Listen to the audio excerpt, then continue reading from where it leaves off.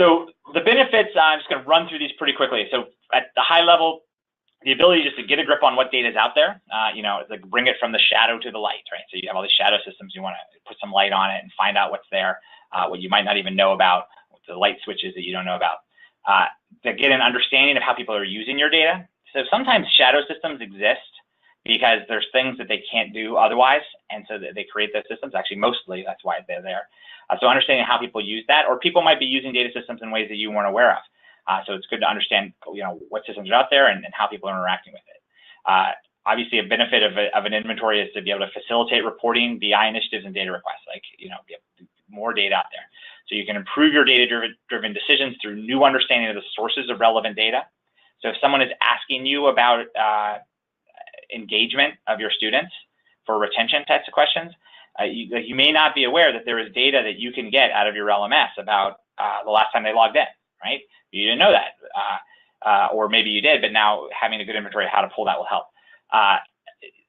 If you have a data warehouse and you're able to get better information about where everything is, it gives you opportunities to aggregate this data as a possible solution. This is important that as you bring on new people or you have transitions in your organization, you want to have sort of a consolidation of training and documentation of all the data and applications you have on your campus. If you have to go find where all that information is for each one of those systems in that giant word cloud that we had, it's going to be hard. You also can't even begin to solve this problem of standardizing your data across all systems, or at least having standard definitions across your data without knowing what's there. So the first thing you have to do is enumerate them, and then you can classify them. Other benefits, you want to sort of put a stop to and avoid the evolution towards divergent processes and rules. So if people are managing similar things on your campus through two different systems, someone with a spreadsheet, someone with a banner or whatever, they might be doing things in different ways with different rules and different protocols, and that can cause problems.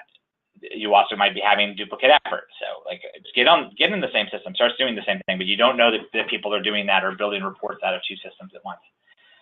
This determination of duplicate effort and divergent processes might help you actually find some cost savings, system consolidation, or actually license savings to eliminate some of these duplicate systems or create efficiencies. I would be wary of talking about this as a benefit if you're out trying to do inventory, or people might start hiding their systems, like, oh, no, don't get rid of my system. But in the end, I think it definitely can help. It also might help with things like support of legal, regulatory, or privacy compliance, or our request for e-discovery, like knowing where everything is and having a better idea about where there might be some risks. So being able to manage security risks by having all this information. It also can help you manage intellectual property risks. So you might have things that are out there. I mean, this FERPA is something we think about, but there's also your institution's intellectual property. There are things that you developed that might be on the loose, or you might be developing things that you would want to actually make better part of your intellectual property, but you don't even know that they exist.